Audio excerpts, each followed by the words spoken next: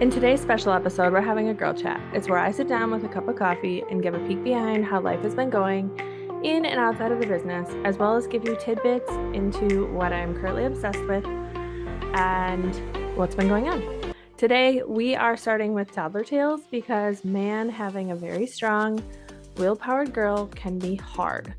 I do not want to kill her independent spirit, as candidly, it's one of the traits I love about myself, even if it gets me into hot water sometimes.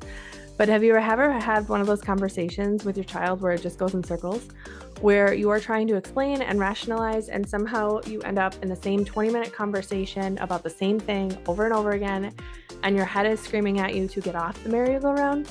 Yeah, that was me, and I am just sharing this for relatability and that we're all in this together. And currently, this season is just a season, and sometimes it can be really hard. So one Friday in September, we were trying to leave for the house for a 4-hour car ride. And we were trying to leave by 7:30 because Matt and I had a tea time with my brother. And usually it's my husband that makes us late. But I found myself on a merry-go-round conversation with my toddler about how she wanted to poop, not pee. And couldn't understand that in order to do one, you had to do the other. And literally, it was a 20 to 30-minute conversation where she was upset and could not rationalize. Merry-go-round conversation is what I call it. So if you're a mom listening to this, pee and poop conversations are the norm. And if you're not, well, sorry, not sorry. All this to say, we all get to a point where patience is gone. And looking back now, I laugh, but the way that rocked my central nervous system on a Friday morning. This also brings me to something I am currently obsessed with on TikTok. I found him the day before this happened to me, and it was just so fitting that I had to share it. If you have TikTok and you have littles, you need to follow at Dad Chats and at Mom Chats. I mean, they have like the perfect handles. He brings me so much joy and relatability to scenarios that we've definitely had with Danny. And they do this like weekly recap of things that, you know, they did to upset their children for the week. And again, we've all been there. The other creator that you have to watch is, if you're female, go to Haley Morris. She is somebody who does a lot of like bio movement humor and period humor, female-oriented audience. But again, you have to listen to her and Dad Chats. Those are my two favorite. And for those who have been in the merry-go-round conversations, I know you will like listening to him. So besides those conversations, Danny has been obsessed with counting, mermaids, and fairies. And she's, which is good and something, again, it's always fun to see her imagination. The other random thing from a kind of September recap that was hilarious this month was she asked me, so we were coming back from a family, what do you call a thing where you all get together? Family reunion for my mom's side of the family. And it was just Danny and I. So we had a 3-hour car ride there, 3-hour car ride back. And we had stopped at Caribou because I wanted to get something to keep me awake. And this man was getting off the motorcycle. And he was probably in his mid 40s, like upper 40s. And she goes, "Mama, is that your other husband?" And I was like, "Danny, mommy only has one husband. That's her, daddy."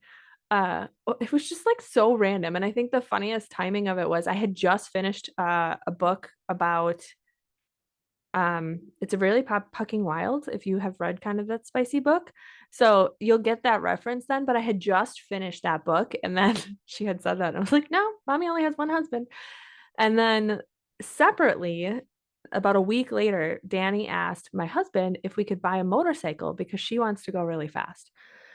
So apparently motorcycles are a new obsession, and I think I should be worried about her in her high school years.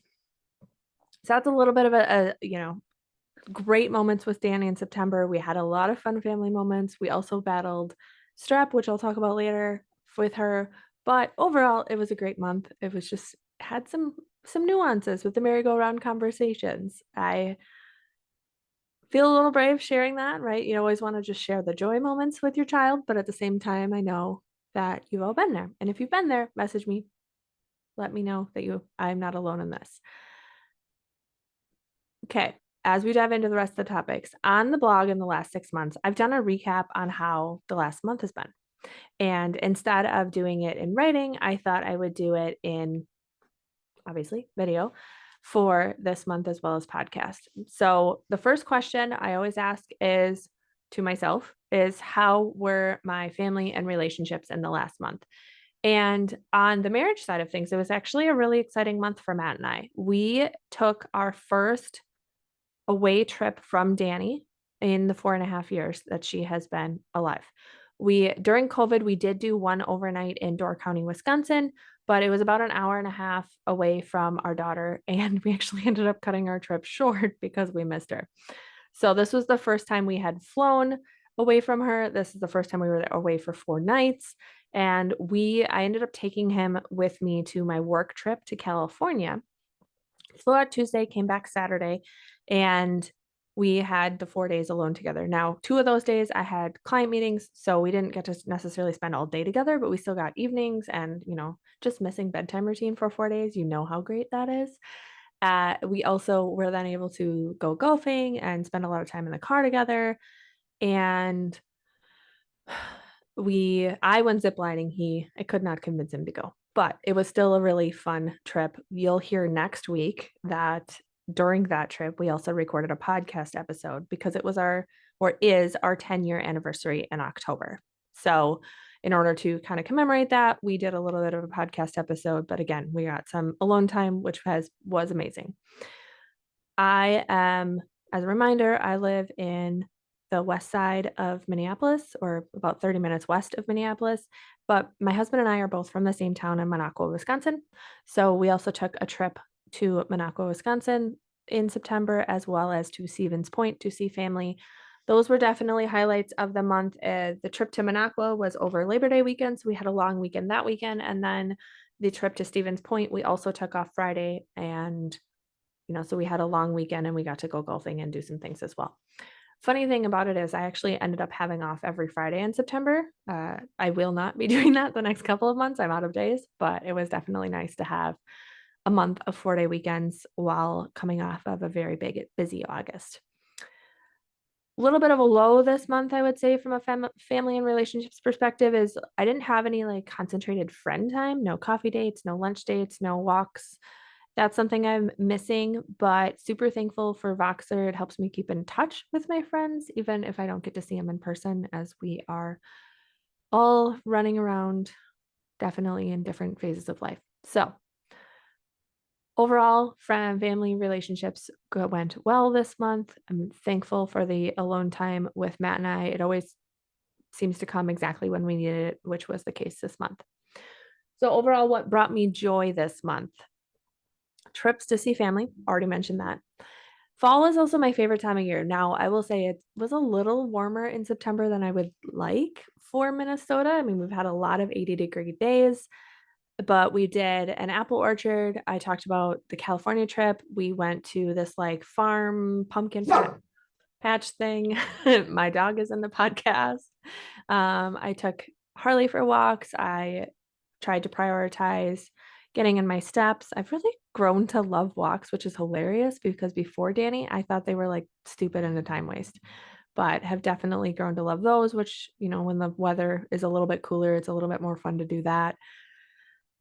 Launching my podcast was an area that brought me joy this month. I have loved getting behind the mic more than I actually thought I would. And it's brought a new energy to content creation and topics. And I actually have so many topics that it's, originally I was planning on doing this podcast every other week. I think for now it's going to stay weekly, and maybe we'll drop down someday. But for now, I have plenty to talk about. And then there's more to come as far as what's brought me joy, but there's been some pivots in my life that are coming, and it's exciting. And us going to church and listening to, what God is leading me to and the next steps. I'm very excited for that and what that will look like. It's brought a lot of deep reflection that, again, everything is still in the works. So I'm just going to leave it at that. But it's even brought me opportunities to just reflect on how things are going, what I need in my life, in all areas of my life. And I guess I can be thankful for the warm days because I did get in more paddle boarding in September, which was not usually part of the September plan. So lots that brought me joy. Definitely thankful for the moments we have had in between some, fall sicknesses. Third question I always ask myself, how did I grow personally this month? The biggest growth was, I would say, learning a new system to manage my content creation. So I am now on TikTok, Instagram, Pinterest, YouTube. I have a blog and I have a podcast. And generally, I would say I spend 3 to 4 hours a week doing all of that content creation. Now, for some, that might seem like a lot. For others who are on all of these mediums, that can probably seem like not that much. So I created in my custom planner for myself. I do my business planning digitally, but I still create my own planning system, right? So I created a new checklist to be able to manage all of that content creation and learning that new system and kind of figuring out the flow and the workflow between going from podcast to YouTube to the blog to the email to the reels to all the things that has been a growth area from a business perspective as well as just I love being challenged and learning new things. I've also learned that I need to be reminded that change can be very scary, but that doesn't mean you should close the door to new opportunities.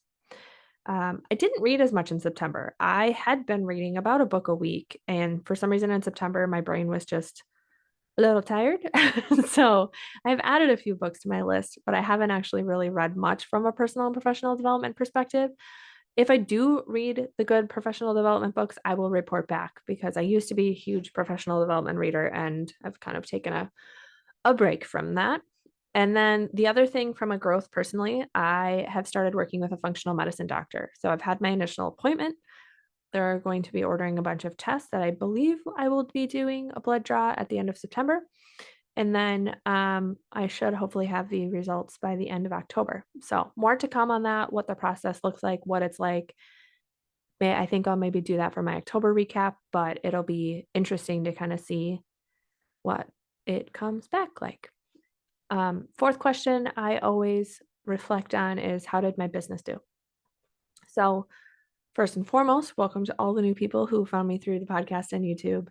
I was super excited to not only continue to play with YouTube, but then obviously launch the podcast as well. I've had over, 150 views in the first couple of weeks, so that's exciting. I for those who are new, reminder that I do ad hoc design work, branding work, custom planner designs. I also own my own planner line, which we will be launching the refresh of for the 2024 planner line on October 20th. And then I do Pinterest management. I continue to manage 2 Pinterest accounts outside of my own, and I have a couple people that did ask for custom planner work right now, but I put them on a wait list because I'm just not at a space and place to be doing custom planner work. A little bit of a wait list while I work on launching my 2024 planner line. I am prepping right now in September, and what I've spent most of September doing is prepping for the 2024 launch, as well as I'm starting to prep for the 2 to 3 annual custom planner clients that I have. So I've already touched base with 2 of them. They have affirmed that they're doing custom planners for 2024. One is for a chiropractic center and business where we do a planner for her business and her employees. This will be her 3rd year doing that, which is super exciting. And then another one is for an acupuncture business. And she's already like, nope, I love my design. I just want it redated for 2024. So we're doing that as well. I love seeing kind of with the custom planner lines, right? Is that they are repeats. I mean, when was the last time you bought the same planner 4 years in a row? So definitely an attestation to custom planners and even my Better Everyday planner line. It's meant to be learn what you love about it, and then we can tweak it if you need tweaks, but it's meant to be kind of that fundamentals of systems and processes and getting habits in place. So what was hard this month? Hardest thing for me was management of my anxiety. As the seasons change, as sicknesses creep up, my anxiety has picked up. I am working through that. I need to be more regular with my meds. I need to be more regular into leaning into calming central nervous system practices. So one of the things I've changed in the last couple of weeks is that I am now working at my business at night because I'm worried that working in the business I've changed to working my business in the mornings because at night it can be something that can trigger me and get me like more awake, which is bad for my cortisol. The other thing that was hard this month, and for again, moms, you understand this, but Danny ended up getting strep the day before we left for California. So I'm super thankful that she got it the day before so that I did a virtual visit. I showed her the back of the throat. We talked symptoms and I got her medication before that we flew out. But it was definitely nerve wracking to fly out and have both Matt and I gone while she was dealing with that. Thankful, very thankful for my mom, willing to be able to deal with it, take it and take it in stride, but it was not great for my anxiety.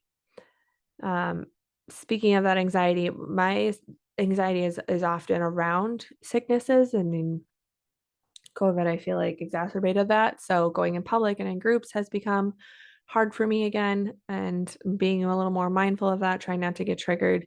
And then I've continued to find or struggle to find joy in my corporate job. I love my clients. I love the work that I do for them, but it's been an area and a space where I haven't been challenged in the last year and a half from a growth or leadership perspective. And it's just given me kind of pause and okay, what's next? What do I want next with my corporate job? And because of that, the other thing that is a constant struggle for me, and I know it's something that's relatable, is I have had those, well, am I good enough for this? Am I going in the right path? Is this the path that I need to be led? And kind of doing that introspection. So again, leaning into my faith a little bit more on that, but it is something that I struggle with here and there, like everyone does. So fun question that I haven't historically done. Those are when I look at reflecting for each month, the 5 questions I always look at, and I think I encourage you to do the same, is how are my family relationships, right? Important factor in your life. What brought me joy? How did I grow? How did my business do? But that could also be, whatever's important in your area of life, right? How was my job? How was my whatever is kind of your primary time suck for the week? And then what was hard? And then what can you do to support that hard, right? New question is, what am I loving / obsessed with? So I talked a little bit about the fact that I'm obsessed with dad chats on TikTok. TikTok is definitely a time suck and one that I need to be better about removing it on the weekends because I can scroll for hours easily. Now I don't actually scroll for hours, but I would say like a good half an hour is an easy get sucked in. So, second thing that's on my phone that I'm obsessed with is Voxer. If you don't know what this is, it's like a walkie-talkie app, and I am one that doesn't have patience for texting anymore. And I want to send voice memos. And for some reason, I can't always send voice memos on Instagram. So if I have a friend, I constantly am like, can you go to Voxer? And then we will send voice memos back and forth. You can send video messages and all of that in Voxer as well. But again, typically I'm using it to voice memo back and forth with my friends because you can send a voice memo and have a conversation, but it can be on your own time and you're not interrupting them.